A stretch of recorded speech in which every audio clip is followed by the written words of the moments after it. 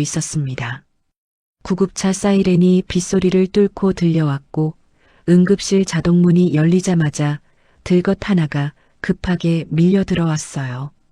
78살 남성 환자, 저는 그 환자의 전담 간병인이었습니다. 한 달 전부터 대형 건설사 회장님 댁에서 일하고 있었거든요. 혈압 떨어집니다. 수축기 82요. 간호사의 다급한 목소리가 울렸습니다. 의사들이 분주하게 움직이고 모니터 경고음이 쉴 새 없이 울려댔어요. 저는 들건 옆에 서서 환자분의 상태를 살폈습니다. 손등의 색깔, 호흡의 깊이, 목 정맥의 팽창 정도까지 오래된 습관이었어요. 그때 가족들이 도착했습니다. 검은 우산을 접으며 들어온 건 큰아들이었어요. 50대 중반쯤 되어 보이는 비싼 양복을 입은 남자였습니다. 그 뒤로 며느리와 딸, 막내 아들까지 줄줄이 따라 들어왔고요. 얼굴들이 하나같이 창백했어요. 아버지, 아버지. 큰 며느리가 침대 곁으로 달려들었습니다. 하지만 의료진이 막아섰어요. 보호자분들 잠시 뒤로 물러나 주세요. 지금 상태가 위중합니다. 뭐가 어떻게 된 거예요? 낮에까지만 해도 괜찮으셨는데. 둘째 딸이 울먹이며 물었습니다. 저는 조용히 한 발 물러서 있었어요. 이런 순간에 간병인이 할 일은 기다리는 것이니까요. 그런데 뭔가 이상했습니다. 의료진이 환자분의 자세를 바꾸려 하는데 방향이 틀렸어요. 지금 저분의 상태라면 상체를 더 높여야 하는데 오히려 평평하게 눕히려 하고 있었거든요. 저는 입술을 깨물었습니다. 말해야 하나 말아야 하나. 산소 포화도 계속 떨어집니다. 75. 모니터 수치가 급격히 내려갔습니다. 환자분의 얼굴이 점점 파래지고 있었어요. 저는 더 이상 참을 수가 없었습니다. 저기요. 제 목소리는 작았지만 응급실의 긴장 속에서 묘하게 또렷하게 들렸습니다. 환자분 자세를 바꿔야 할 것 같습니다. 상체를 45도 정도 올려주시면. 뭐요? 담당 의사가 날카롭게 고개를 돌렸습니다. 50대 초반쯤 되어 보이는 권위적인 인상의 남자였어요. 지금 누가 말하는 거야? 저는 환자분 간병인입니다. 한 달간 곁에서 지켜봤는데 이분이 평소에도 호흡 곤란이 오시면 상체를 올려드려야. 간병인분. 의사가 제 말을 잘랐습니다. 그의 눈빛이 차가웠어요. 지금 의료진이 처치하고 있습니다. 간병인은 뒤에 가서 기다리세요. 하지만 지금 자세가. 간병인이 뭘 안다고 나서요? 그 말은 의사가 아니라 큰 며느리에게서 나왔습니다. 화려한 진주 목걸이를 한 여자가 저를 쏘아보고 있었어요. 입술이 경멸로 일그러져 있더군요. 아버님이 저 지경인데 간병인이 의사한테 이래라 저래라야? 당신 뭔데? 저는 입을 다물었습니다. 할 말이 없어서가 아니었어요. 너무 많은 말이 목구멍에 걸려서였습니다. 한때는 저도 흰 가운을 입고 있었습니다. 베이징 대학병원 응급실에서 저런 환자들을 직접 살려냈었어요. 하지만 지금 이 자리에서 그런 말을 해봤자 무슨 소용이겠어요. 누가 믿겠습니까? 낡은 가디건을 입은 60살 가까운 간병인의 말을. 어머, 저 사람 왜 저래? 둘째 딸이 수군거렸습니다. 간병인 주제에 의사한테 훈수를 두네. 아무래도 바꿔야겠어. 저런 사람한테 아버지 맡기면 안 되겠다. 속닥이는 소리가 귀에 들어왔지만 저는 신경 쓸 겨를이 없었어요. 환자분의 상태가 계속 나빠지고 있었거든요. 심박수 떨어집니다. 40대로 진입. 제세동기 준비해. 응급실이 아수라장이 되었습니다. 가족들이 울음을 터뜨렸고 의료진은 정신없이 움직였어요. 그 와중에 저는 환자분의 얼굴만 바라보고 있었습니다. 숨을 쉬려고 애쓰는 저 표정. 저는 알고 있었어요. 저분이 지금 무엇 때문에 힘들어하는지. 그때 담당 의사가 소리쳤습니다. 상체 올려. 호흡 확보 우선이야. 저는 멈칫했습니다. 방금 제가 말한 그대로였거든요. 간호사들이 재빠르게 침대 상체를 올렸습니다. 그러자 환자분의 호흡이 조금씩 안정되기 시작했어요. 산소 포화도 수치가 75에서 80으로, 80에서 85으로 올라갔습니다. 혈압 올라옵니다. 수축기 95. 한숨 돌릴 수 있는 상황이 되었습니다. 가족들도 안도의 눈물을 흘렸어요. 하지만 저를 쳐다보는 사람은 아무도 없었습니다. 마치 제가 그 자리에 없는 것처럼 모두가 의사에게 감사 인사를 하고 있었어요. 선생님 감사합니다. 아버지 살려주셔서 정말 감사합니다. 의사는 고개를 끄덕였습니다. 그리고 잠깐, 아주 잠깐 저를 쳐다봤어요. 그 눈빛에 무엇이 담겨 있었는지는 알 수 없었습니다. 인정인지, 불쾌함인지, 아니면 그냥 스쳐가는 시선이었는지. 아버지 중환자실로 옮깁니다. 보호자 한 분만 따라오세요. 큰아들이 따라 들어갔습니다. 나머지 가족들은 대기실로 향했고요. 저는 혼자 응급실 구석에 서 있었습니다. 빗소리가 유독 크게 들리더군요. 저기요, 간병인분. 뒤에서 목소리가 들렸습니다. 돌아보니 큰 며느리였어요. 네. 오늘 일은 잊어요. 내가 좀 예민했나 봐요.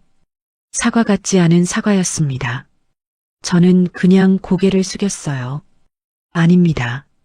죄송했습니다. 그리고 그녀가 한 발 다가왔습니다. 목소리가 낮아졌어요. 앞으로는 본분을 지켜요. 간병인은 간병이나 잘하면 되는 거야. 의사 흉내는 내지 말고. 저는 아무 말도 하지 못했습니다. 그녀가 돌아서서 가족들 쪽으로 걸어갔어요. 혼자 남은 응급실 복도에서 저는 창밖을 바라봤습니다. 비가 여전히 쏟아지고 있었어요. 25년 전에도 이런 비가 내렸습니다. 베이징에서 한국으로 오던 그날 밤에도. 그때는 몰랐어요. 이 나라에서 제가 어떤 존재로 살아가게 될지. 의사였던 제가 어쩌다 이렇게 됐을까요? 그 대답은 아주 긴 이야기가 될 것 같습니다. 중환자실 면회 시간이 끝나고 가족들은 병원 내 카페테리아에 모였습니다. 저는 그 자리에 끼지 않았어요. 간병인이 가족회의에 참석할 이유는 없으니까요. 대신 중환자실 앞 복도 의자에 앉아 기다렸습니다. 하지만 카페테리아와 복도 사이 거리가 가까웠고 그들의 목소리는 생각보다 크게 들려왔어요. 재산 이야기가 오갔습니다. 아버님이 중환자실에 누워 계신데 벌써 유산 비율을 따지고 있더군요. 큰아들은 어머니 치매 초기 진단을 언급하며 지금 정리해둬야 한다고 했고 둘째 딸은 시집간 딸이라고 빼는 거 아니라며 목소리를 높였습니다. 막내 아들만 조용히 듣고 있었어요. 저는 고개를 저었습니다. 25해 동안 수많은 가정을 봐왔거든요. 부모가 쓰러지면 제일 먼저 달려오는 건 효심이 아니라 계산기였어요. 어느 집이나 비슷했습니다. 그러다 화제가 바뀌었어요. 제 이야기였습니다. 그나저나 저 간병인 말이야. 아까 응급실에서 의사한테 대드는 거 봤어? 큰 며느리의 목소리였습니다. 둘째 딸이 맞장구 쳤어요. 간병인이 의학 용어를 쓰는 게 이상하다느니 중국에서 왔다느니 하는 말들이 오갔습니다. 그리고 큰아들이 말했어요. 조선족이라던데. 그 말에 큰 며느리가 코웃음을 쳤습니다. 조선족이면 뭐 대단한 것처럼 굴어? 결국 간병인이잖아. 남의 똥이나 치우는 일하면서. 그 말이 심장에 비수처럼 박혔습니다. 저는 주먹을 꽉 쥐었어요. 남의 똥이나 치우는 일. 틀린 말은 아니었습니다. 저는 실제로 그 일을 해왔으니까요. 25해 동안 하루도 빠짐없이 환자분들의 대소변을 받아내고 욕창이 생기지 않게 몸을 돌려드리고 밤새 잠 못 자며 지켜보는 일. 하지만 그게 부끄러운 일인지는 잘 모르겠더군요. 누군가는 해야 하는 일이었으니까요.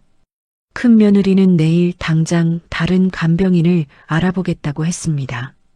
막내 아들이 반대했지만 소용없었어요. 저 집안에서 막내의 말은 아무 힘도 없어 보였거든요. 저는 더 이상 듣고 있을 수가 없었습니다. 자리에서 일어나 화장실로 향했어요. 복도를 걸으며 창밖을 바라봤습니다. 비는 그쳤지만 하늘은 여전히 잔뜩 흐려 있었어요. 마치 제 마음처럼 25해 동안 이 일을 하면서 해고당한 적은 몇 번 있었습니다. 대부분 이런 식이었어요. 환자를 잘 돌봐도 가족들 눈밖에 나면 끝이었습니다. 간병인은 어차피 대체 가능한 존재니까요. 그런데 이번에는 좀 달랐습니다. 회장님이 걱정됐거든요. 한 달 동안 곁에서 지켜보니 저분의 상태가 생각보다 복잡했어요. 단순한 심장 질환이 아니라 여러 가지가 얽혀 있었습니다. 폐에도 문제가 있었고 신장 수치도 좋지 않았어요. 새 간병인이 와서 이 모든 걸 파악하려면 시간이 걸릴 텐데 그 사이에 무슨 일이 생기면 어쩌나 싶었습니다. 화장실 거울 앞에 섰습니다. 거울 속 제 얼굴이 낯설었어요. 흰머리가 듬성듬성 섞인 단발머리, 세월의 주름이 새겨진 얼굴. 어느새 예순이 가까워진 여자. 25해 전에는 달랐습니다. 그때 저는 베이징 대학병원에 촉망받는 젊은 의사였어요.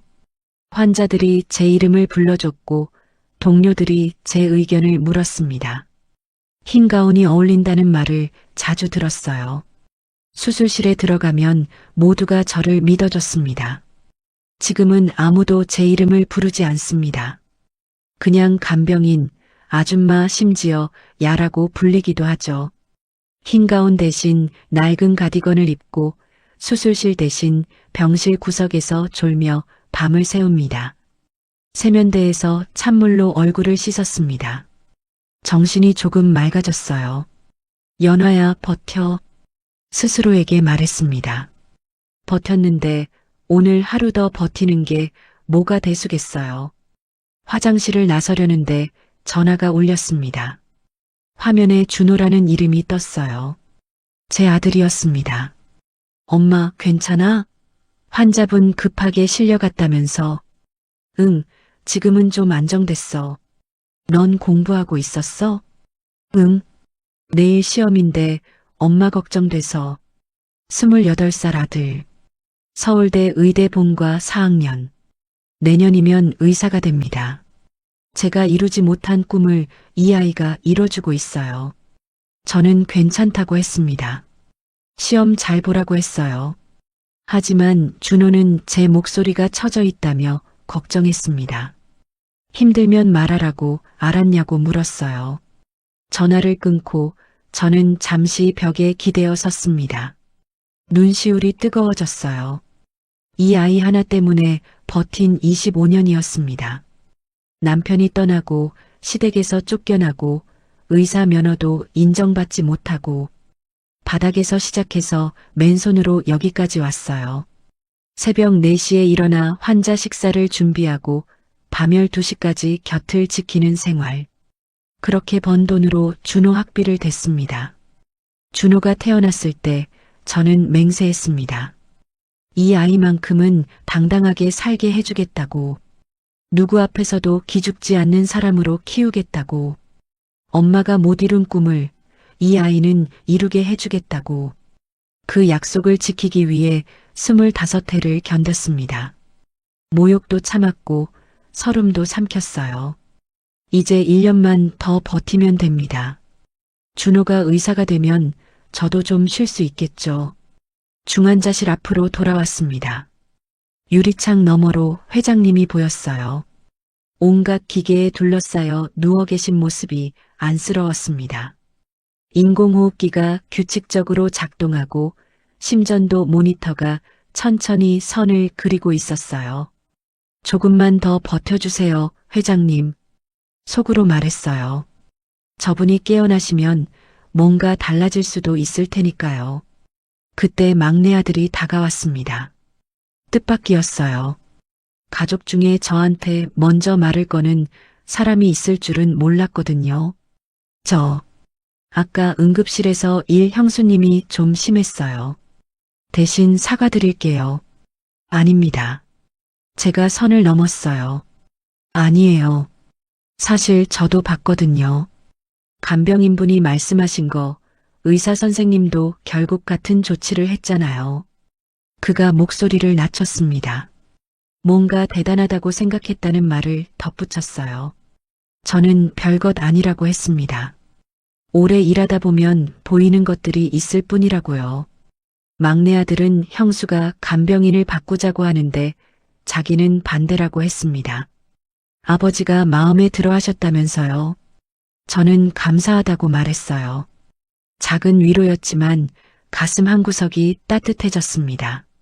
하지만 저는 알고 있었습니다. 저 집안에서 막내 아들의 말은 아무 힘도 없다는 걸. 잠시 후 간호사가 다가왔습니다. 보호자분들이 오늘 밤은 교대로 지키겠다고 하니 간병인은 집에 가도 된다는 정갈이었어요. 돌아가라는 말이었습니다. 정중한 퇴출 통보였어요. 저는 가방을 챙겼습니다. 병원을 나서려는데 뒤에서 목소리가 들렸어요. 저기 잠깐만요.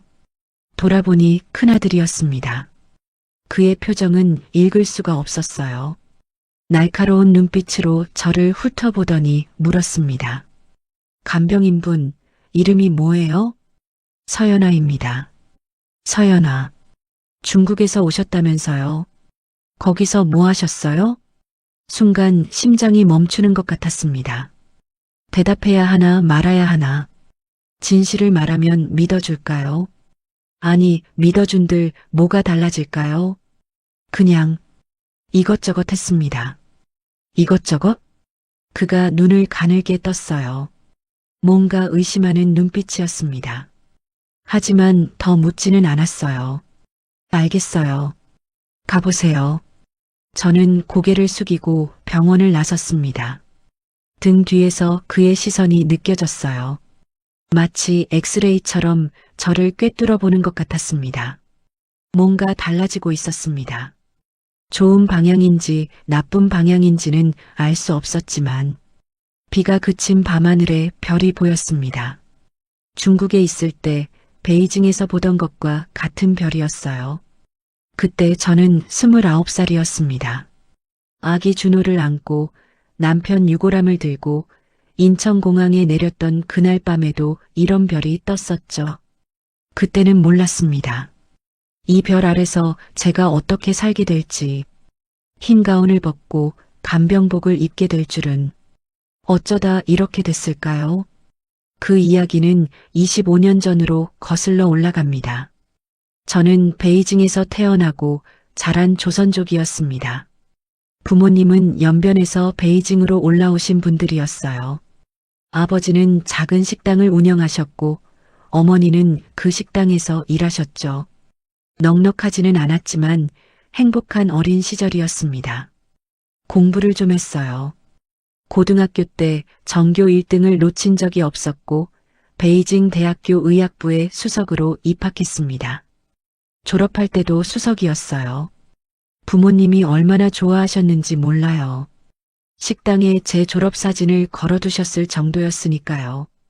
베이징 대학 부속병원에서 레지던트를 시작했습니다. 내과였어요. 선배들 사이에서도 인정받았고 교수님들도 저를 눈여겨보셨습니다. 30살쯤이면 펠로우를 마치고 35이면 교수가 될 수 있을 거라고들 했어요. 그때 그 사람을 만났습니다. 한국에서 온 유학생이었어요. 베이징 대학 경영학과 석사과정이었죠. 이름은 이정훈. 서울 출신의 31살 남자였습니다. 병원 근처 카페에서 우연히 마주쳤어요. 제가 중국어로 주문하는 걸 듣고 말을 걸어왔습니다. 혹시 조선족이세요? 한국말 할 줄 아세요? 저는 웃으며 대답했어요. 네, 할 줄 알아요. 그게 시작이었습니다. 정훈 씨는 다정한 사람이었어요. 한국에서 자란 사람 특유의 세련됨이 있었고 저를 존중해줬습니다. 여자가 의사라는 게 대단하다고 했어요. 자기 어머니가 들으면 좋아하실 거라고도 했고요. 1년을 사귀고 결혼했습니다. 부모님은 걱정하셨어요. 한국 남자를 믿을 수 있느냐고. 하지만 저는 정훈 씨를 믿었습니다. 그 사람도 저를 사랑한다고 믿었어요. 결혼 이듬해에 준호가 태어났습니다. 예쁜 아기였어요. 정훈 씨 눈을 닮아서 눈이 참 맑았습니다. 저는 세상에서 가장 행복한 여자라고 생각했어요. 하지만 행복은 오래가지 않았습니다. 준호가 도를 갓 넘겼을 때 정훈 씨가 교통사고를 당했어요. 베이징 외곽도로에서 트럭과 충돌했다고 했습니다. 병원으로 달려갔을 때는 이미 늦은 뒤였어요. 보호자분이세요? 네. 저 남편이에요. 죄송합니다. 최선을 다했지만 의사로서 수없이 들었던 말이었습니다. 하지만 그 말을 듣는 입장이 되니 다리가 풀리더군요. 영안실에서 정훈 씨 얼굴을 봤을 때 저는 아무 소리도 낼 수 없었어요. 눈물조차 나오지 않았습니다. 장례를 치르고 나서야 현실이 밀려왔습니다. 한국에 있는 시댁 식구들이 베이징으로 왔어요. 시어머니와 시누이 둘. 처음에는 위로하러 온 줄 알았습니다. 하지만 그게 아니었어요. 정훈이 보험금은 어떻게 됐어요? 시누이가 대뜸 물었습니다. 장례식장에서 남편 영정 사진 앞에서요. 아직 확인 못했어요. 빨리 확인해요. 그리고 정훈이 한국 재산도 정리해야 하니까 서류 준비해요. 위로는 없었습니다. 그저 재산 이야기뿐이었어요. 장례가 끝나고 시어머니가 저를 불렀습니다. 시댁 식구들만 모인 자리였어요. 연아 씨, 네 어머니. 정훈이가 없으니 이제 우리가 남이야. 솔직히 말할게. 시어머니의 눈빛이 차가웠습니다. 준호는 정훈이 아들이니까 우리가 데려갈 거야. 너는 중국 사람이니까 여기서 살면 되고. 순간 귀를 의심했습니다. 어머니, 그게 무슨 말씀이세요? 준호는 제 아들이에요. 너는 중국 사람이잖아. 한국 국적도 없고. 준호는 한국 국적이야. 아버지가 한국 사람이니까. 그래도 제가 낳은 아이예요. 엄마예요, 저는. 시누이가 끼어들었습니다. 의사라면서요? 의사 월급 받으면서 혼자 잘 살면 되잖아요. 애는 우리가 키울게요. 한국에서 교육받는 게 낫잖아요. 저는 믿을 수 없었어요. 이 사람들이 정말 남편의 가족인지. 안 돼요. 준호는 제가 키울 거예요. 그럼 한국으로 와. 시어머니가 말했습니다. 준호 데리고 한국 와서 살아. 대신 우리 집에서 사는 건 안 돼. 알아서 해. 결국 그렇게 됐습니다.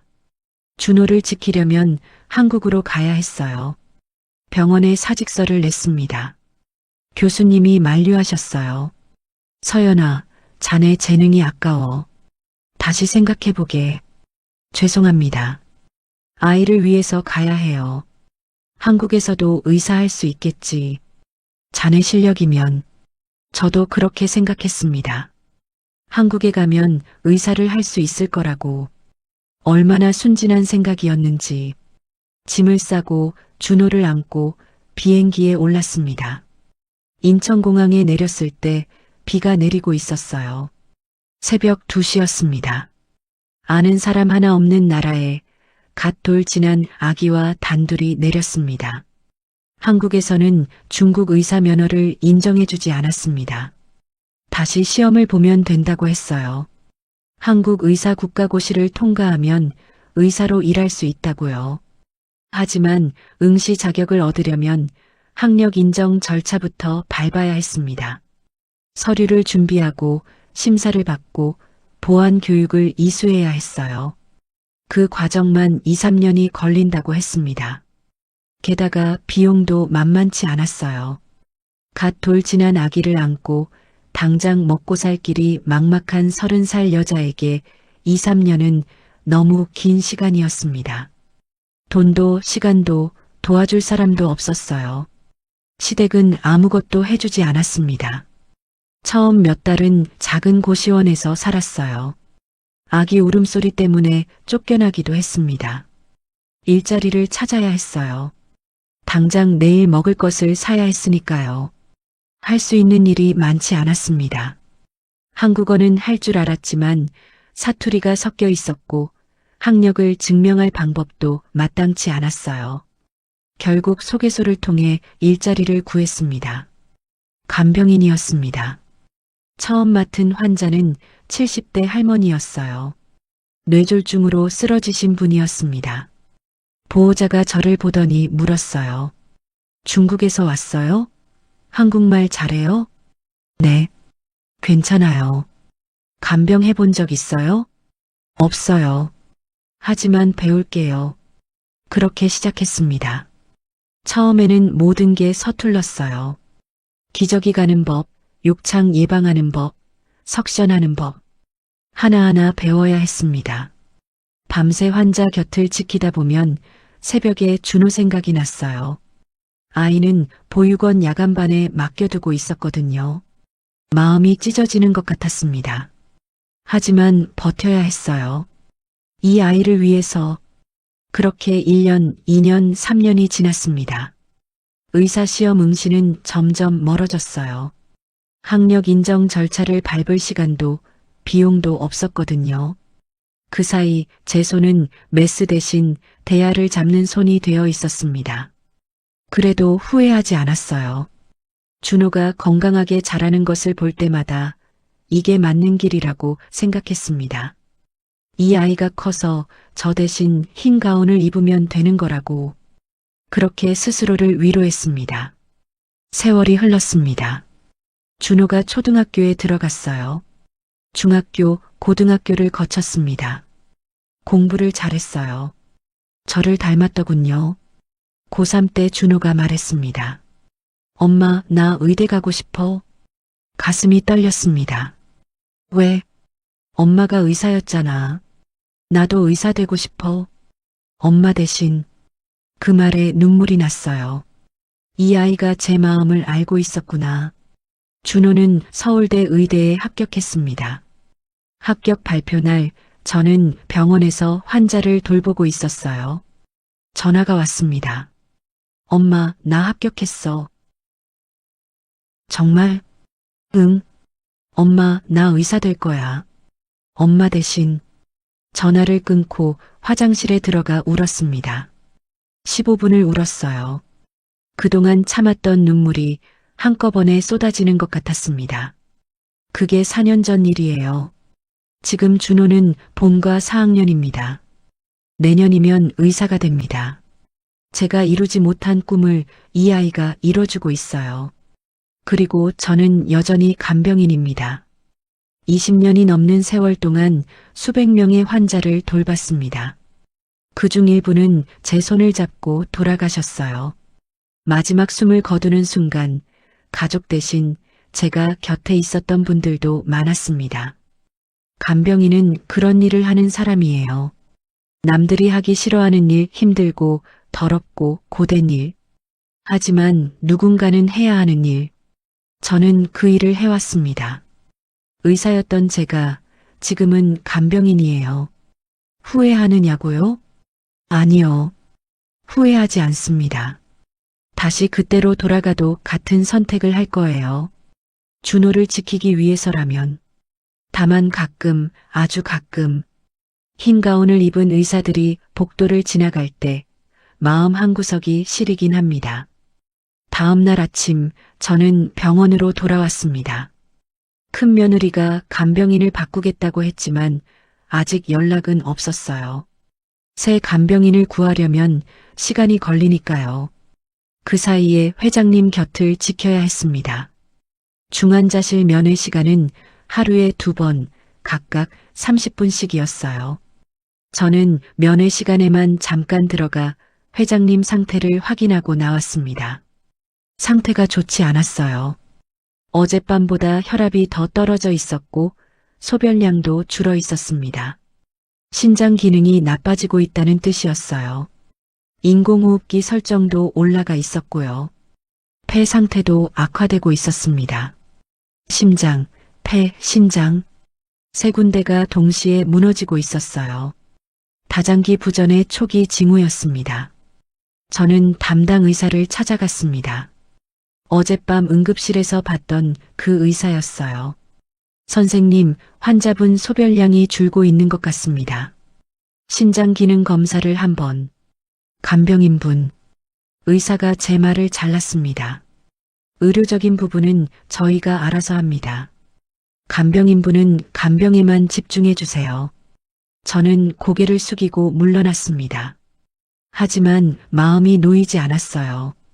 저 정도의 다장기 부전 징후라면 빨리 손을 써야 하는데 신장 투석 준비라도 해둬야 하는 게 아닌가. 의사로서의 본능이 계속 경고를 보내고 있었습니다. 그때 뒤에서 목소리가 들렸어요. 저 사람 왜 또 의사한테 말 걸어? 큰 며느리와 둘째 딸이었습니다. 저를 보고 있더군요. 간병인을 아직 안 바꿨느냐. 오늘 중으로 다른데 연락해뒀다. 그런 이야기가 오갔어요. 스쳐가면서 큰 며느리가 작게 중얼거렸습니다. 의사 흉내는 계속 내고 있네. 가슴이 쓰렸지만 내색하지 않았습니다. 어차피 저들에게 저는 그런 존재니까요. 간병인. 그 이상도 이하도 아닌. 복도 의자에 앉아 기다리고 있는데 막내 아들이 다가왔습니다. 간병인분, 아침 드셨어요? 아, 네. 괜찮습니다. 커피라도 드릴까요? 피곤해 보이세요. 뜻밖의 친절이었습니다. 저는 사양했지만 막내 아들은 이미 자판기 쪽으로 걸어가고 있었어요. 잠시 후 따뜻한 캔커피를 들고 돌아왔습니다. 여기요. 밤새 고생하셨잖아요. 감사합니다. 커피를 받으며 그의 얼굴을 봤습니다. 가족들 중에 유일하게 눈빛이 따뜻한 사람이었어요. 어젯밤에 형수님이 한 말 신경 쓰지 마세요. 형수님이 원래 좀 그래요. 아닙니다. 걱정해 주셔서 감사합니다. 막내 아들이 잠시 망설이다가 물었습니다. 그런데 간병인분은 의학 지식이 있으신 것 같아요. 어디서 배우셨어요? 순간 긴장이 됐습니다. 뭐라고 대답해야 하지? 오래 일하다 보면 조금씩 알게 돼요. 의사 선생님들 하시는 말씀 들으면서요. 아, 그렇구나. 막내 아들은 고개를 끄덕였습니다. 더 이상 묻지 않았어요. 하지만 그의 눈빛에는 여전히 뭔가 의문이 남아있는 것 같았습니다. 점심시간이 됐습니다. 가족들은 병원 식당으로 내려갔고 저는 중환자실 앞에 남았어요.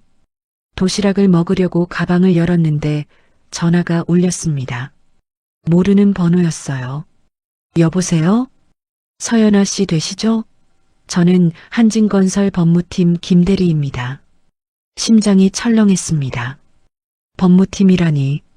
상대방은 어젯밤 응급실에서 제가 의료행위를 했다는 보고가 들어왔다고 했습니다. 환자의 자세를 임의로 바꾸고 의료진에게 처치 방법을 지시했다고요. 무면허 의료행위로 볼 수 있는 사안이라며 가족분들께서 문제 삼고 계신다고 했어요. 저는 해명하려 했습니다. 자세를 바꾼 게 아니라 제안을 드린 거라고. 환자분이 위험해 보여서 그랬을 뿐이라고요. 하지만 상대방은 신원 조회를 할 예정이라고만 했습니다. 숨기고 있는 게 있으면 미리 말하는 게 좋을 거라고요. 전화가 끊겼습니다. 저는 한동안 전화기를 들고 멍하니 서 있었어요. 손이 떨리고 있었습니다. 신원조회. 그들이 제 과거를 파헤치기 시작한 거예요. 중국에서 의사였다는 사실이 드러나면 어떻게 될까? 더 큰 문제가 되는 건 아닐까? 아니, 어쩌면 이게 기회일 수도 있어요. 제가 의사였다는 게 밝혀지면 어젯밤 일이 정당한 행동이었다는 걸 증명할 수 있으니까요. 하지만 동시에 두려웠습니다.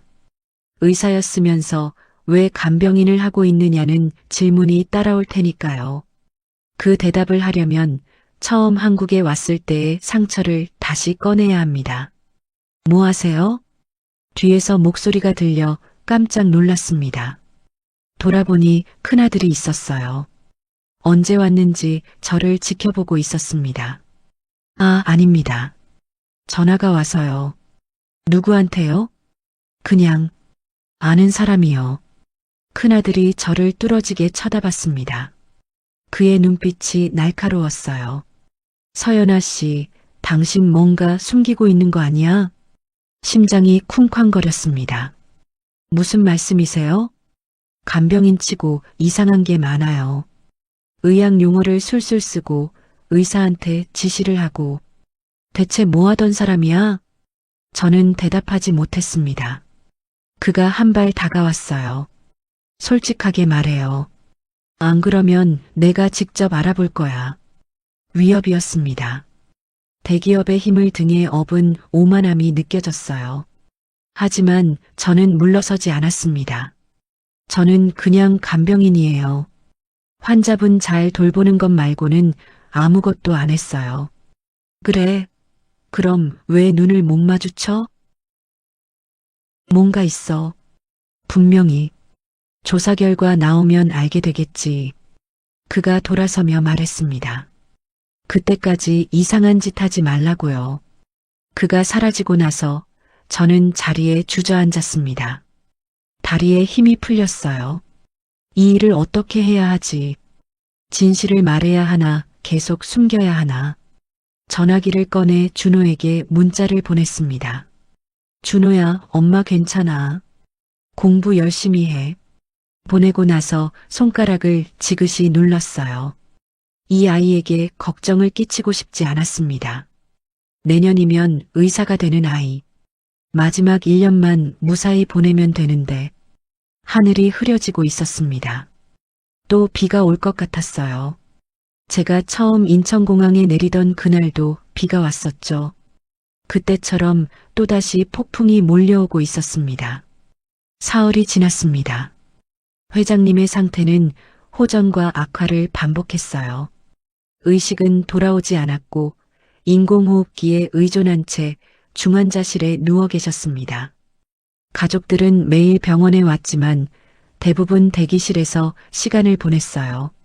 실제로 병실에서 환자 곁을 지키는 건 저뿐이었습니다.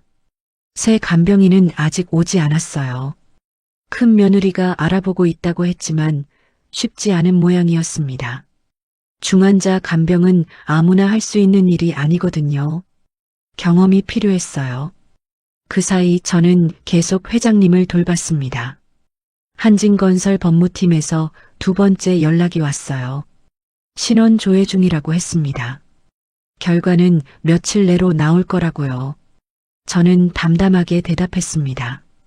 어차피 숨길 수 있는 것도 아니었으니까요. 다만 걱정되는 건 준호였어요. 이 일이 아이에게까지 영향을 미치면 어쩌나. 의대 졸업을 앞둔 아이한테 엄마가 무면허 의료행위로 조사받고 있다는 소문이 퍼지면 그 생각을 하면 잠이 오지 않았습니다. 면회 시간에 중환자실에 들어갔을 때였어요. 간호사가 저를 불렀습니다. 간병인분, 잠깐만요. 네. 회장님이 아까 잠깐 눈을 뜨셨어요. 심장이 뛰었습니다. 정말요? 의식이 돌아오신 거예요? 완전히 깨어나신 건 아니고요. 잠깐 눈을 뜨셨다가 다시 주무셨어요. 근데 이상한 게 있어요. 간호사가 목소리를 낮췄습니다. 눈 뜨시고 주변을 둘러보시다가 뭔가 찾는 것 같았거든요. 손을 움직이셨는데 간병인분 쪽을 가리키는 것 같았어요. 저요? 네. 그래서 드리는 말씀인데 가능하면 곁에 좀 계셔주세요. 뜻밖이었습니다. 한 달 동안 곁에서 지켜드리긴 했지만 회장님이 저를 그렇게까지 기억하고 계실 줄은 몰랐거든요. 면회 시간이 끝나고 나왔는데 로비에서 낯선 남자와 마주쳤습니다. 서류 가방을 든 40대 남자. 정장 차림이었지만 어딘가 날카로운 인상이었어요. 서연아 씨? 네, 그런데요. 한진건설 조사팀 박 과장입니다. 잠깐 이야기 좀 할 수 있을까요? 조사팀, 왔구나 하는 생각이 들었습니다. 병원 근처 카페로 자리를 옮겼어요. 그가 서류를 꺼내 테이블에 펼쳤습니다. 서연아 씨, 본명 맞으시죠? 중국 베이징 출신, 한국 입국 2001년. 네, 맞아요. 그가 서류를 한 장 넘겼습니다. 베이징 대학 의학부 졸업, 베이징 대학 부속병원 내과 레지던트 수료. 심장이 멈추는 것 같았습니다. 다 알아낸 거였어요. 서연아 씨, 당신 의사였어요. 그의 눈빛이 날카로웠습니다. 저는 한동안 아무 말도 하지 못했어요. 왜 숨기셨어요? 의사 출신이면 떳떳하게 말할 수 있는 거 아닌가요? 한국에서는 의미 없는 경력이에요. 면허가 인정이 안 되니까요. 그래도 숨길 필요까지는 없잖아요. 말해봤자 믿어주지도 않고 오해만 살 것 같아서요. 그가 서류를 더 넘겼습니다. 남편 사망 기록, 한국 입국 경위, 시댁과의 관계까지. 기록상으로 거의 왕래가 없었다고 하더군요. 시댁과 관계가 안 좋았던 것 같네요. 그쪽에서 연락을 안 하셨어요. 저도 굳이 연락하지 않았고요. 그가 저를 뚫어지게 바라봤습니다. 서연아 씨, 솔직히 말씀해 주세요. 당신 회장님 재산에 관심 있는 거 아닙니까? 네. 의사 출신이 왜 간병인을 해요? 대기업 회장 담당이잖아요. 뭔가 노리는 게 있는 거 아니에요? 황당했습니다. 웃음이 나올 지경이었어요. 저는 그냥 일하러 온 거예요. 소개소에서 연결해줬어요. 회장님이 누구신지도 몰랐어요. 정말이요? 정말이에요. 한 달 전에 일 시작했을 때 그냥 어느 할아버지 환자분이라고만 들었어요. 그가 잠시 저를 살폈습니다. 진위를 판단하려는 눈빛이었어요. 믿어드리죠. 일단은 서류를 정리하며 그가 말했습니다. 하지만 조사는 계속할 겁니다. 앞으로는 조심하세요. 간병인 신분으로 의료행위를 하면 법적 문제가 될 수 있어요. 그가 일어서며 마지막으로 덧붙였습니다. 아, 그리고 조사 결과는 보호자분들께 보고할 겁니다. 각오하세요. 그가 떠나고 저는 한동안 자리에 앉아 있었어요. 다 알려지는 거구나. 제가 의사였다는 것. 중국에서 촉망받는 의사였다가 25년 동안 간병인으로 살아왔다는 것. 이제 그들이 저를 어떻게 볼까요? 더 이상하게 보겠죠. 의사였으면서 왜 간병인을 하느냐고. 뭔가 숨기고 있는 게 있는 거 아니냐고. 전화가 울렸습니다. 준호였어요. 엄마, 무슨 일 있어? 목소리가 이상해. 아니야, 아무 일도 없어. 거짓말. 엄마가 그 목소리 할 때는 뭔가 있을 때야. 이 아이는 저를 너무 잘 알아요. 숨길 수가 없었습니다. 준호야, 엄마 옛날 이야기 알지? 중국에서 의사였던 거. 응, 알지. 그게 알려질 것 같아. 지금 맡고 있는 환자분 가족한테. 그게 왜 문제야? 엄마가 의사였던 게 뭐가 잘못이야? 잘못은 아닌데. 오해를 살 수 있어. 왜 숨겼느냐고. 준호의 목소리가 단호해졌습니다. 엄마는 숨긴 게 아니잖아. 안 물어봤으니까 안 말한 거지. 그래도 엄마는 잘못한 거 없어. 당당해도 돼. 알았지? 눈물이 날 것 같았어요. 이 아이가 저를 이렇게 믿어주다니. 응, 알았어. 나 내일 병원 갈게. 시험 끝났어. 아니야, 오지 마. 괜히 복잡해져. 안 돼. 엄마 혼자 두고 싶지 않아. 내일 봐, 엄마. 전화가 끊겼습니다. 저는 전화기를 내려놓고 창밖을 바라봤어요. 해가 지고 있었습니다. 내일이면 모든 게 달라지겠죠. 제 과거가 밝혀지고 사람들의 시선이 바뀌고 어쩌면 일자리를 잃을 수도 있어요. 하지만 이상하게 마음이 가벼웠습니다. 그간 숨겨왔던 것이 드러나는 게 오히려 홀가분하게 느껴졌어요. 의사였던 서연아. 이제 그 이름을 다시 꺼내도 되는 걸까요? 다음 날 오후 준호가 병원에 왔습니다. 복도 끝에서 걸어오는 아이를 보는 순간 가슴이 먹먹해졌어요. 흰 가운을 입은 28살 청년. 키가 크고 어깨가 넓어서 복도를 걸어오는 모습만으로도 눈에 띄었습니다. 서울대 의대 본과 4학년. 내년이면 의사가 될 아이. 제가 이루지 못한 꿈을 이 아이가 이뤄주고 있었어요. 준호의 얼굴이 점점 가까워졌습니다. 아버지를 닮은 눈, 저를 닮은 인매. 언제 이렇게 컸는지 믿기지 않았어요. 엄마, 왔어? 오지 말라고 했잖아. 안 올 수가 없지. 준호가 제 옆에 앉았습니다. 저를 위아래로 훑어보더니 한숨을 쉬었어요. 눈 밑에 다크서클이 짙게 내려앉아 있었거든요. 밤새 중환자실 앞에서 쪽잠을 잤으니 당연한 거였습니다. 저는 괜찮다고 했지만 아이는 제 얼굴은 자기가 제일 잘 안다며 고개를 저었어요. 이 아이는 어릴 때부터 이랬습니다. 저를 걱정하고 챙기고 지키려 했죠. 초등학교 때 제가 아파서 누워있으면 죽이라도 끓여왔고 중학교 때는 새벽에 일어나 제 도시락을 싸주기도 했어요. 엄마를 지키는 게 자기 일이라고 생각하는 아이였습니다. 그게 고맙기도 하고 미안하기도 했어요. 아이한테 그런 짐을 지운 건 결국 저니까요. 준호가 환자분 상태를 물었습니다. 저는 회장님의 상태를 설명했어요. 심장, 폐, 신장 세 군데가 동시에 나빠지고 있다고요. 다장기 부전의 초기 징후라고. 인공호흡기 설정이 계속 올라가고 있고 소변량도 줄어들고 있다고 했습니다. 엄마, 그 정도면 심각한 거잖아. 의료진은 뭐래? 치료하고 있대. 근데 내 말은 안 들어. 간병인이 뭘 아냐고. 준호의 눈빛이 어두워졌습니다. 주먹을 꽉 쥐는 게 보였어요. 엄마가 베이징대 의대 수석인데 저 사람들보다 더 잘 알 수도 있는데 그건 옛날 이야기야. 지금은 그냥 간병인이야. 엄마는 그냥 간병인이 아니야. 면허가 없어서 못하는 거지 실력이 없는 게 아니잖아.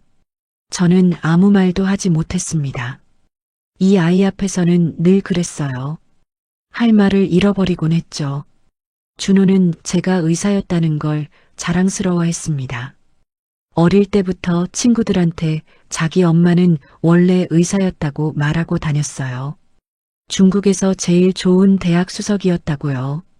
그 말을 들을 때마다 저는 가슴이 아팠습니다. 아이한테 자랑스러운 엄마가 되지 못한 것 같아서요. 그때 복도 저편에서 사람들이 걸어오는 게 보였습니다. 큰아들과 큰며느리 그리고 둘째 딸이었어요. 비싼 옷을 입고 명품 가방을 들고 굽 높은 구두를 신고 있었습니다. 저를 보더니 걸음을 멈췄어요. 큰며느리가 눈을 가늘게 뜨며 준호를 쳐다봤습니다. 위아래로 훑어보는 시선이 불쾌했어요. 저 사람 누구냐고 물었습니다. 제 아들이라고 대답하자 간병인한테 아들이 있느냐며 놀라는 표정을 지었어요. 마치 간병인은 가족이 있으면 안 되는 것처럼. 그 말투에 준호의 어깨가 굳어지는 게 느껴졌습니다. 준호가 자리에서 일어났습니다. 허리를 곧게 펴고 그들을 마주했어요. 저보다 머리 하나는 더 컸습니다. 흰 가운 차림의 청년이 당당하게 서 있으니 분위기가 달라졌어요. 안녕하세요. 서준호입니다. 서울대 의대 본과 4학년이에요. 순간 그들의 표정이 미묘하게 변했습니다. 큰 며느리의 눈이 커졌고 둘째 딸은 입을 벌렸어요. 간병인 아들이 서울대 의대라니 믿기지 않는다는 얼굴들이었습니다. 큰아들도 눈을 가늘게 떴어요. 준호를 다시 훑어보는 눈빛이었습니다. 준호가 말을 이었습니다. 제 어머니는 그냥 간병인이 아니라고요. 베이징 대학 의학부 수석 졸업이시고 베이징 대학 부속병원 내과 레지던트 출신이시라고. 중국에서는 촉망받는 의사셨다고 했어요. 큰아들이 그건 조사팀이 다 알아냈다며 알고 있다고 했습니다.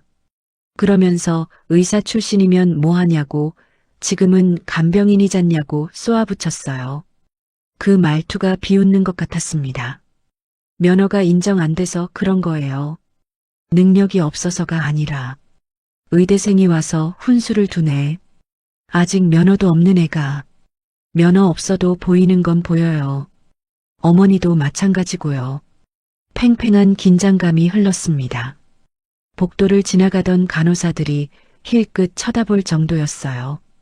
저는 준호 팔을 잡았습니다. 그만하라고요.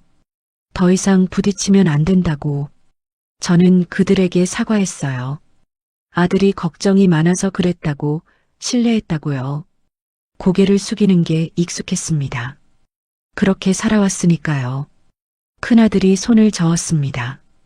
어차피 조사 결과 다 나왔으니 내일 가족회의에서 이야기하자고요. 저도 참석하라고 했습니다. 할 말이 있다면서. 그들이 돌아서서 갔습니다. 명품 구두 소리가 복도에 울렸어요. 저는 한숨을 쉬었습니다. 준호야, 왜 그랬어? 일 더 복잡해지잖아. 엄마가 무시당하는 꼴을 못 보겠어. 괜찮아. 익숙해. 그게 문제야. 익숙해지면 안 돼. 준호의 목소리가 떨리고 있었어요. 화가 난 거였습니다. 저를 위해서 화를 내는 거였어요. 이 아이는 늘 그랬습니다. 자기 일에는 무덤덤하면서 제 일에는 누구보다 예민하게 반응했어요. 준호가 제 손을 잡았습니다. 거칠어진 제 손. 환자들을 돌보느라 갈라지고 트고 굳어버린 손이었어요. 아이가 그 손을 꼭 쥐었습니다. 내일 가족회의에 자기도 같이 가겠다고 했어요. 저는 안 된다고, 너까지 엮이면 안 된다고 했습니다. 하지만 아이는 고개를 저었어요. 엮여야지. 엄마 일이 내일이야. 저는 아들의 얼굴을 바라봤습니다. 내 품에 안고 인천공항에 내렸던 아기. 비 오는 새벽 아무도 없는 입국장에서 혼자 울던 그 아기가 이렇게 커서 저를 지키려 하고 있었어요. 눈물이 날 것 같았습니다. 꾹 참았어요. 엄마, 내일은 당당하게 가자. 숨길 거 없잖아. 저는 고개를 끄덕였습니다. 그동안 숨겨왔던 것들, 이제 꺼내야 할 때가 온 것 같았어요. 두렵기도 했지만 이 아이가 곁에 있으니 버틸 수 있을 것 같았습니다. 창밖으로 해가 지고 있었어요. 내일이면 모든 게 달라지겠죠. 다음 날 오전 병원 회의실에서 가족회의가 열렸습니다. 회의실은 중환자실에서 한층 아래에 있었어요. 큰 테이블이 놓인 넓은 방이었습니다. 창문으로 햇살이 들어왔지만 분위기는 차가웠어요. 에어컨이 너무 세게 틀어져 있어서 한기가 느껴졌습니다. 아니, 어쩌면 그건 에어컨 때문이 아니라 그들의 시선 때문이었을지도 몰라요. 테이블 한쪽에 가족들이 앉아 있었습니다. 큰아들과 큰며느리, 둘째 딸, 막내 아들, 그리고 조사팀 박과장까지 5명이 나란히 앉아 있었어요. 검은색 정장을 입은 큰아들이 가운데에 앉았고 양쪽으로 가족들이 배치되어 있었습니다.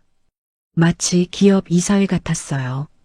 테이블 반대편에는 저와 준호 둘뿐이었습니다. 저는 낡은 가디건을 입고 있었고 준호는 흰 가운을 입고 있었어요. 그들과 우리 사이에는 넓은 테이블이 있었지만 그보다 더 큰 간극이 느껴졌습니다. 마치 재판정 같았어요. 피고인석에 앉은 기분이었습니다. 그들의 시선이 저를 향하고 있었어요.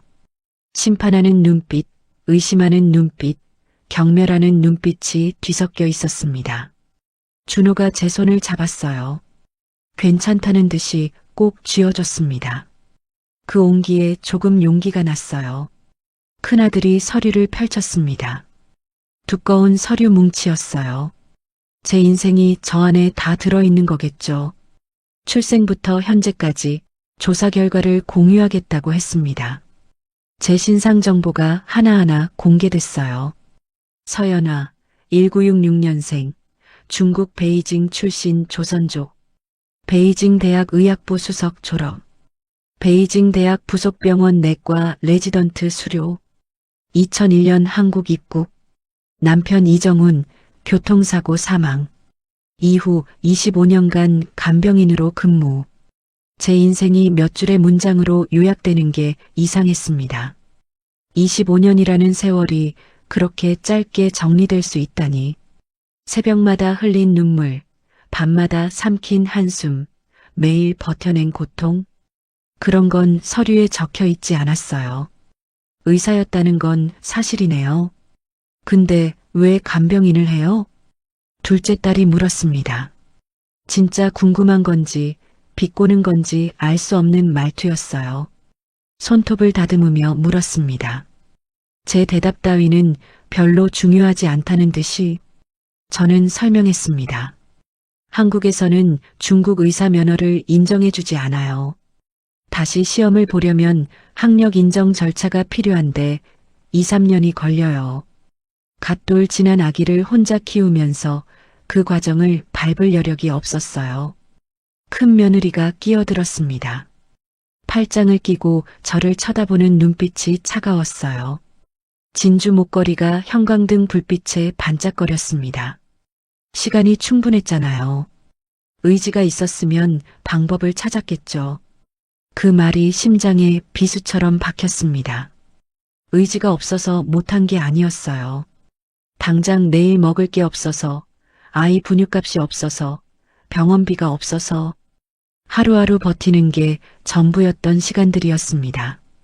시험 준비를 하려면 학원비도 필요하고 책값도 필요하고 무엇보다 시간이 필요했어요.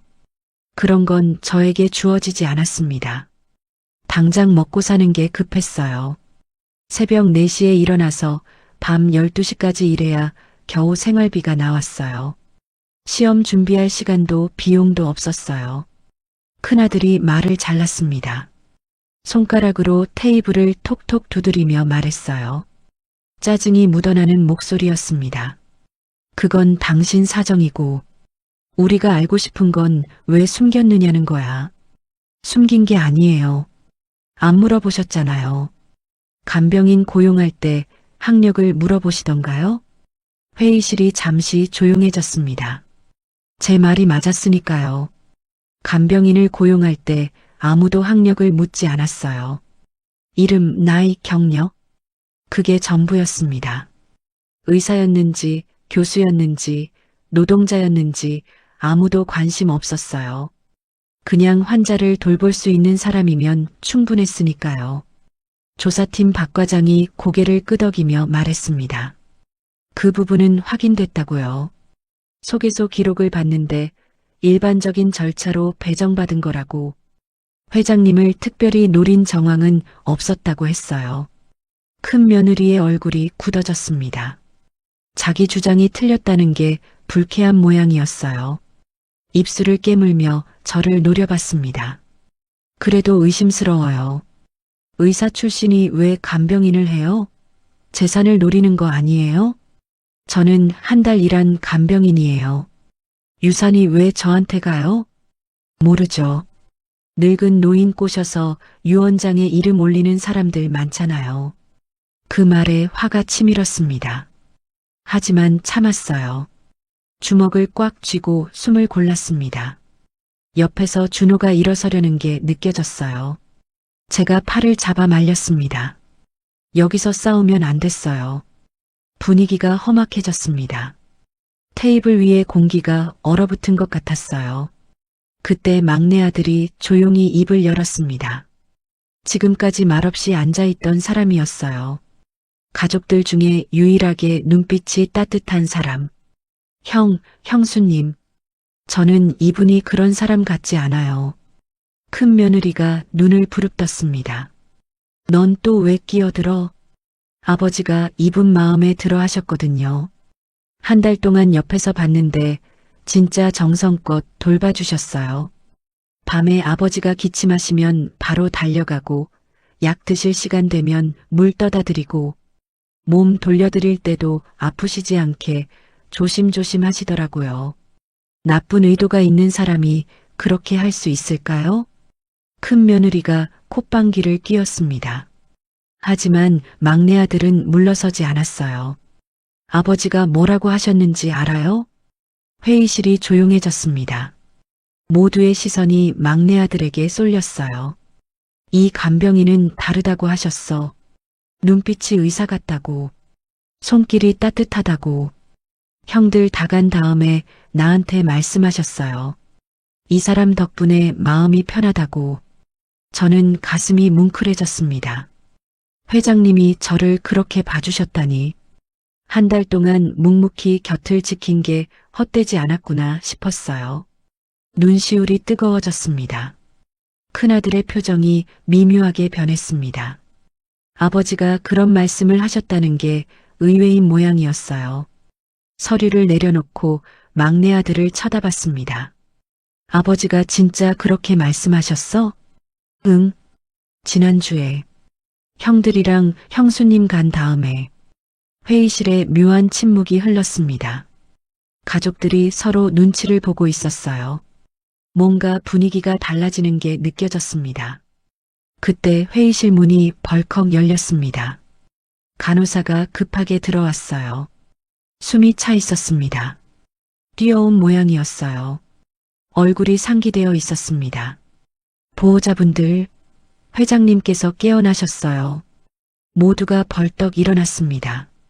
의자가 뒤로 밀리며 소리를 냈어요. 서류가 바닥에 흩어졌지만 아무도 죽지 않았습니다. 회장님이 깨어나셨다. 저는 심장이 쿵쾅거렸습니다. 이제 모든 게 밝혀지겠죠. 그날 밤 무슨 일이 있었는지, 제가 뭘 했는지, 그리고 가족들이 뭘 했는지, 그동안 숨겨왔던 진실이 밝혀질 순간이 다가오고 있었습니다. 중환자실로 달려갔습니다. 복도를 뛰어가는 동안 심장이 터질 것 같았어요. 가족들이 앞서 달려가고 저와 준호는 그 뒤를 따랐습니다. 흰 복도가 끝없이 이어지는 것 같았어요. 발소리가 울려 퍼졌습니다. 중환자실 문 앞에 도착했을 때 담당 의사가 나와 있었습니다. 가족들에게 상황을 설명하고 있었어요. 의식이 돌아왔고 활력 징후가 안정되고 있다고요. 하지만 아직 완전히 회복된 건 아니니 흥분시키면 안 된다고 했습니다. 가족들이 먼저 들어갔습니다. 저는 문 앞에서 멈췄어요. 간병인이 가족보다 먼저 들어갈 수는 없으니까요. 유리창 너머로 회장님이 보였습니다. 침대에 누워 계셨어요. 인공호흡기는 벗겨져 있었고 산소 마스크만 쓰고 계셨습니다. 눈을 뜨고 계셨어요. 희미하게 하지만 분명히. 큰아들이 침대 곁으로 달려갔습니다. 아버지, 저예요. 정민이요. 하고 불렀어요. 회장님의 눈이 천천히 움직여 큰아들을 바라봤습니다. 입술이 달싹거렸지만 소리가 나오지 않았어요. 큰 며느리가 무슨 말씀을 하시려는 거냐고 물었습니다. 둘째 딸은 울먹이며 아버지 손을 잡았어요. 막내 아들은 침대 발치에 서서 조용히 지켜보고 있었습니다. 회장님의 눈이 방 안을 둘러보기 시작했어요. 천천히 하나하나 살피듯이 뭔가 찾고 계셨습니다. 회장님의 시선이 저를 발견했어요. 유리문 너머에 서 있던 저를요. 그 순간 회장님의 눈이 커졌습니다. 손이 천천히 들어 올려졌어요. 저를 가리키고 있었습니다. 가족들이 당황했어요. 왜 저 사람을 가리키시느냐고 물었습니다. 회장님의 입술이 움직였어요. 작은 소리가 새어나왔습니다. 그 사람, 불러. 큰아들이 저를 돌아봤습니다. 불쾌한 표정이었지만 아버지 말씀을 거역할 수는 없었던 거겠죠. 들어오라고 했어요. 저는 조심스럽게 문을 열고 들어갔습니다. 중환자실 특유의 소독약 냄새가 코를 찔렀어요. 기계 소리가 규칙적으로 울리고 있었습니다. 침대 곁으로 다가갔어요. 회장님, 저예요. 간병인 서연아입니다. 회장님의 입가에 희미한 미소가 떠올랐습니다. 마른 입술이 갈라져 있었지만 그 미소는 따뜻했어요. 손이 천천히 움직여 제 손을 잡았습니다. 힘없는 손이었지만 분명히 저를 잡고 있었어요. 고마워. 당신 덕분에 살았어. 회장님의 눈에 눈물이 고였습니다. 저도 눈시울이 뜨거워졌어요. 한 달 동안 곁을 지키며 얼마나 걱정했는지 몰라요. 깨어나실지 못 깨어나실지 그런 불안 속에서 매일 밤을 보냈습니다. 저는 아니라고 했습니다. 의사 선생님들 덕분이라고요. 하지만 회장님이 고개를 저었어요. 그날 밤 다 들었어. 당신이 말한 거 자세를 바꾸라고. 중환자실이 조용해졌습니다. 기계 소리만 울리고 있었어요. 가족들이 서로 얼굴을 쳐다봤습니다. 당황한 표정, 의아한 표정이 뒤섞여 있었어요. 큰아들이 물었습니다. 무슨 말씀이시냐고. 의사가 치료한 거 아니냐고요. 회장님이 힘겹게 고개를 저었습니다. 의식 없는 것 같았지만 다 들렸어. 이 사람이 먼저 말했어. 의사가 따라한 거야. 저는 숨을 멈췄습니다. 회장님이 그날 밤 일을 기억하고 계셨던 거예요. 의식이 없는 것 같았지만 귀는 열려 있었던 거죠. 제가 의사에게 한 말, 가족들이 복도에서 나눈 대화, 다 들으셨던 겁니다. 저는 진정하시라고 몸에 물이 간다고 말씀드렸습니다. 하지만 회장님은 멈추지 않았어요. 오히려 더 힘을 내서 말씀하셨습니다. 이 사람, 의사야. 나는 알아. 손길이 달라. 눈빛이 달라. 저는 아무 말도 하지 못했습니다. 회장님이 알고 계셨던 거예요. 한 달 동안 제 곁에서 느끼셨던 거예요. 제가 그냥 간병인이 아니라는 걸, 의사의 손길과 눈빛을 가진 사람이라는 걸. 큰아들이 저를 쳐다봤습니다. 사실이냐고, 그날 밤에 제가 먼저 말한 거냐고 물었어요. 저는 천천히 고개를 끄덕였습니다. 더 이상 숨길 이유가 없었어요. 그때 회장님이 다시 입을 열었습니다. 목소리에 힘이 실려 있었어요. 내가 병원 세워줄게. 당신 다시 의사해. 가족들의 얼굴이 굳어졌습니다. 공기가 얼어붙는 게 느껴졌어요. 큰 며느리가 소리쳤습니다. 아버지, 지금 뭐라고 하시는 거예요? 처음 보는 간병인한테 병원을 세워준다고요? 회장님이 큰 며느리를 쳐다봤습니다. 눈빛이 서늘했어요. 그동안 본 적 없는 눈빛이었습니다. 처음 보는 사람 아니야. 이 사람이 내 목숨 살렸어. 너희는 뭘 했어? 회의실이 얼어붙었습니다. 아무도 대답하지 못했어요. 너희는 내가 쓰러졌을 때 재산 걱정부터 했잖아. 다 들었어. 의식 없는 것 같았지만 다 들렸다고. 회장님의 눈에서 눈물이 흘러내렸습니다. 주름진 볼을 타고 베개 위로 떨어졌어요. 내가 죽어가는데 너희는 유산 이야기를 하고 있었어. 누가 얼마 가져갈지 따지고 있었어. 큰아들의 얼굴이 창백해졌습니다. 둘째 딸은 고개를 숙였어요. 큰 며느리만 입술을 깨물며 버티고 있었습니다. 이 사람만 내 곁에 있었어. 밤새 지켜줬어. 손 잡아줬어. 저는 가슴이 터질 것 같았습니다. 회장님이 다 알고 계셨던 거예요. 그날 밤 가족들이 한 이야기를, 그리고 제가 밤새 곁을 지킨 것도, 혼자서 손을 잡아드리고 이마를 닦아드리고 괜찮을 거라고 속삭인 것도 회장님이 제 손을 잡았어요. 힘없지만 따뜻한 손이었습니다. 당신 덕분에 눈 떴어. 고마워. 저는 눈물을 참을 수 없었습니다. 아니라고, 제가 한 건 아무것도 없다고 했어요. 하지만 회장님은 고개를 저었습니다. 아니야. 당신이 있어서 버틸 수 있었어. 누군가 곁에 있다는 게 느껴졌어. 회장님이 눈을 감았습니다. 말을 너무 많이 해서 지치신 모양이었어요. 호흡이 고르게 돌아왔습니다. 다시 잠드시는 것 같았어요. 저는 회장님의 손을 조심스럽게 내려놓고 물러났습니다. 가족들의 시선이 저를 향하고 있었어요.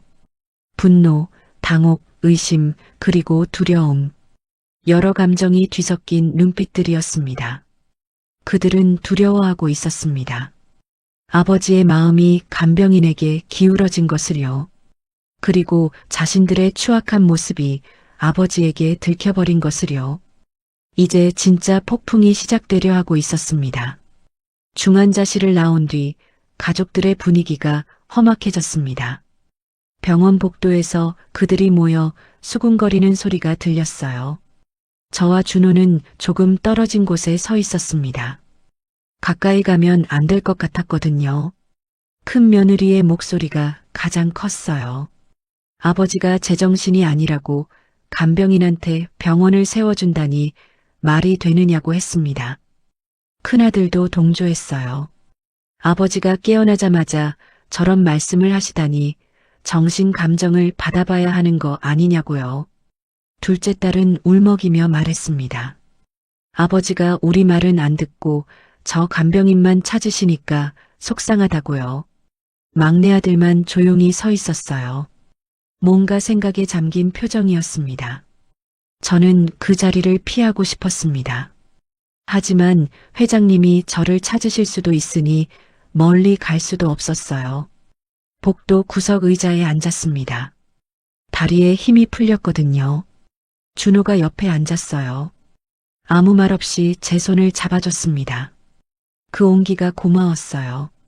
잠시 후 큰아들이 저에게 다가왔습니다. 표정이 굳어 있었어요.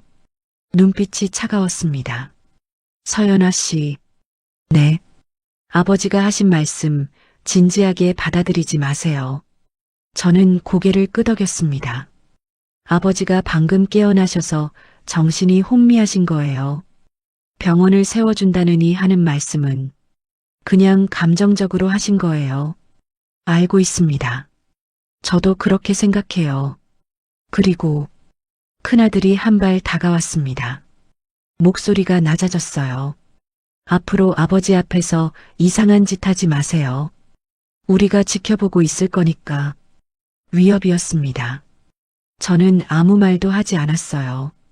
대꾸해봤자 상황만 더 나빠질 테니까요. 큰아들이 돌아서서 갔습니다. 가족들과 함께 엘리베이터를 타고 내려갔어요. 아마 회의를 더 하러 가는 모양이었습니다. 저 없이 저에 대한 이야기를 준호가 물었습니다. 엄마, 괜찮아? 응, 괜찮아. 거짓말.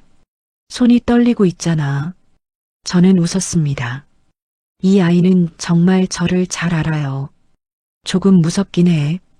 저 사람들이 뭘 할지 모르니까. 내가 지켜줄게. 넌 학교 가야지. 내년에 졸업인데. 엄마가 더 중요해. 저는 아이 손을 꼭 잡았습니다. 혼자 버텨왔는데 이제는 이 아이가 곁에 있었어요. 그게 얼마나 큰 힘이 되는지 몰라요. 해가 지고 있었습니다. 병원 창문으로 노을이 들어왔어요. 붉은 빛이 복도를 물들였습니다. 아름다웠지만 어딘가 불길한 느낌도 들었어요. 저녁이 되자 간호사가 저를 불렀습니다. 회장님이 깨어나셔서 저를 찾으신다고요. 중환자실로 들어갔습니다. 회장님이 눈을 뜨고 계셨어요. 아까보다 얼굴색이 좋아 보였습니다. 산소 마스크 너머로 미소를 지으셨어요. 왔어요? 네, 회장님. 부르셨다고 해서요. 옆에 앉아요. 저는 침대 옆 의자에 앉았습니다. 회장님이 제 손을 잡으셨어요. 아이들이 뭐라고 하던가요? 저는 잠시 망설였습니다. 솔직하게 말씀드려야 할지, 숨겨야 할지. 아무 말도 안 했어요. 거짓말. 회장님이 웃으셨습니다. 웃음이 기침으로 바뀌었어요. 저는 물을 떠다 드렸습니다. 천천히 드시라고요. 기침이 가라앉자 회장님이 말씀하셨어요. 나도 알아요. 아이들이 날 미쳤다고 생각하겠지. 간병인한테 병원을 세워준다니까. 하지만 진심이에요. 당신한테 빚을 졌거든. 빚이라뇨. 저는 그냥 제 일을 했을 뿐이에요. 아니에요. 회장님의 눈빛이 진지해졌습니다. 내가 의식이 없을 때 다 들었어요. 당신이 밤새 곁에 있었던 거, 손 잡아주고 괜찮을 거라고 말해준 거, 그게 느껴졌어요. 저는 아무 말도 하지 못했습니다. 그날 밤 저는 정말 회장님 곁에 있었어요. 가족들은 집에 가고 의사들은 처치를 마치고 떠났을 때 저만 남아서 회장님 손을 잡고 있었습니다. 깨어나시길 기도하면서요. 그리고 아이들이 무슨 말을 했는지도 들었어요. 회장님의 목소리가 슬퍼졌습니다. 재산 이야기, 누가 얼마 가져갈지, 내가 죽기도 전에. 회장님, 평생 일만 했어요. 돈 벌어서 애들 키우고 회사 키우고 그게 다인 줄 알았어요. 근데 막상 쓰러지니까 내 곁에 남은 게 뭔지 알겠더라고요. 회장님이 제 손을 꼭 잡으셨어요. 당신 같은 사람이에요. 돈 때문이 아니라 진심으로 곁에 있어주는 사람. 저는 눈물이 났습니다. 참으려 했지만 참을 수가 없었어요. 회장님, 저는 그냥 알아요. 당신은 그냥 일이라고 생각하겠지. 하지만 나한테는 달랐어요. 회장님이 눈을 감으셨습니다. 지쳐 보이셨어요. 조금만 쉬었다가 다시 얘기해요. 아직 할 말이 많아요. 저는 고개를 끄덕이고 자리에서 일어났습니다. 회장님이 잠드시는 걸 지켜보며 방을 나왔어요. 복도에 준호가 기다리고 있었습니다. 엄마, 뭐라고 하셨어? 저는 대답하지 않았어요. 그냥 아이를 안았습니다. 한참을 그렇게 서 있었어요. 밤이 깊어가고 있었습니다. 내일이면 또 무슨 일이 생길지 몰랐어요. 가족들이 어떤 행동을 할지, 회장님의 상태가 어떻게 될지 아무것도 확실하지 않았습니다. 하지만 한 가지는 확실했어요. 저는 더 이상 숨지 않을 거라는 것. 20년 넘는 세월 동안 숨겨왔던 제 자신을 이제는 꺼내도 된다는 것. 창밖으로 별이 보였습니다. 25년 전 베이징에서 보던 것과 같은 별이었어요. 그때는 몰랐습니다. 이 별 아래서 제가 어떻게 살게 될지. 하지만 이제는 알 것 같았어요. 앞으로 어떻게 살아야 할지. 폭풍이 다가오고 있었습니다. 하지만 저는 준비가 되어 있었어요. 일주일이 지났습니다. 회장님의 상태는 놀라울 정도로 빠르게 호전됐어요. 의사들도 신기해했습니다. 다장기 부전 직전까지 갔던 환자가 이렇게 빨리 회복되는 경우는 드물다고요. 저는 매일 회장님 곁을 지켰습니다. 아침에 출근해서 밤에 퇴근하는 생활이 계속됐어요.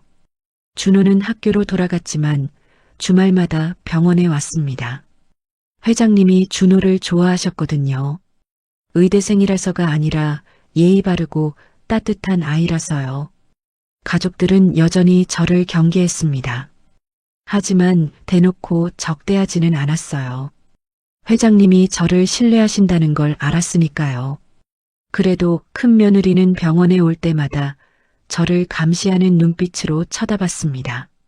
어느 날 오후 회장님이 저를 부르셨어요. 병실이 아니라 회의실에서 만나자고 하셨습니다. 이상했어요. 뭔가 중요한 이야기가 있는 것 같았습니다. 회의실에 들어가니 회장님이 휠체어에 앉아 계셨어요. 옆에는 변호사처럼 보이는 사람이 서 있었습니다. 서류 가방을 들고 있었어요. 그리고 가족들도 모두 있었습니다. 큰아들, 큰며느리, 둘째 딸, 막내 아들. 모두 긴장한 표정이었어요. 앉아요, 서연아 씨. 회장님이 말씀하셨습니다. 저는 조심스럽게 자리에 앉았어요. 오늘 중요한 발표를 하려고 불렀어요. 가족들도 다 들어야 해서. 회장님이 기침을 하셨습니다. 변호사가 물을 건넸어요. 내가 이번에 쓰러지면서 많은 생각을 했어요. 평생 회사만 키웠는데 정작 중요한 건 못 챙겼더라고요. 가족들이 긴장한 표정으로 회장님을 바라봤습니다. 재산 이야기가 나올 거라고 생각하는 모양이었어요. 그래서 결정했어요. 회장님이 저를 쳐다보셨습니다. 한진그룹 산하에 의료재단을 설립할 거예요. 이름은 연화재단. 회의실이 술렁였습니다. 연화. 제 이름이었어요. 큰아들이 물었습니다. 아버지, 그게 무슨... 서연아 씨를 재단 이사장으로 임명할 거예요. 그리고 재단에서 운영하는 병원을 세울 거예요. 서연아 씨가 그 병원에서 다시 의사로 일할 수 있게. 회의실이 얼어붙었습니다. 큰 며느리가 자리에서 벌떡 일어났어요. 아버지, 이게 무슨 말씀이세요?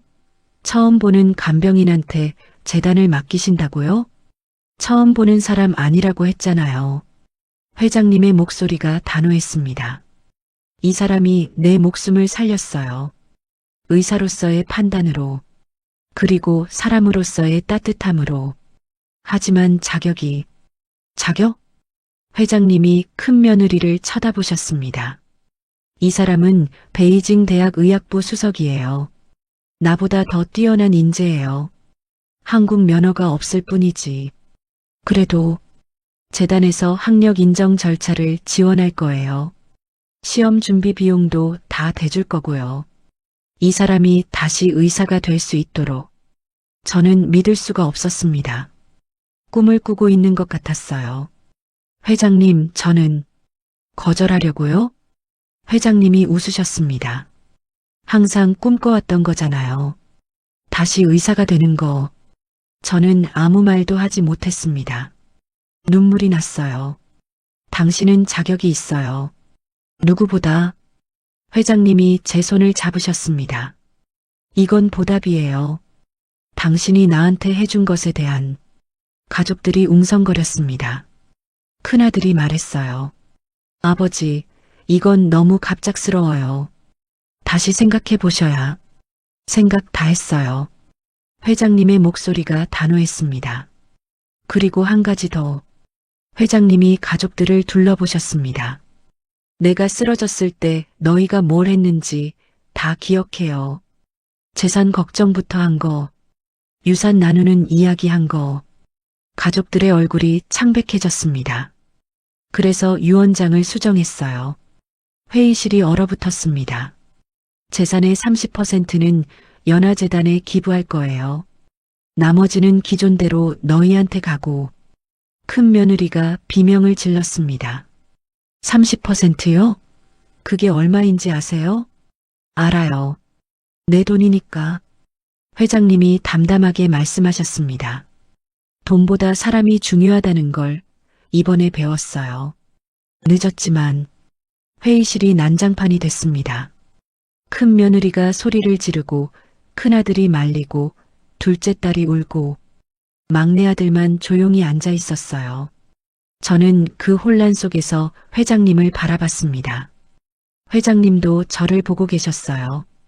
미소를 지으셨습니다. 고마워요, 서연아 씨. 저는 고개를 숙였습니다. 눈물이 멈추지 않았어요. 25년 동안 숨겨왔던 꿈. 다시는 이룰 수 없다고 생각했던 꿈. 의사가 되겠다는 꿈. 그 꿈이 이제야 이루어지려 하고 있었어요. 회의실을 나왔을 때 준호가 복도에서 기다리고 있었습니다. 소식을 들었는지 눈이 빨개져 있었어요. 엄마. 응. 축하해. 엄마, 드디어 의사 되는 거야? 응, 그런 것 같아. 나랑 같이 일할 수 있겠네. 나도 내년에 의사 되니까. 저는 웃었습니다. 그리고 울었어요. 창밖으로 해가 지고 있었습니다. 노을이 하늘을 물들이고 있었어요. 그때 저는 모든 걸 잃었다고 생각했어요.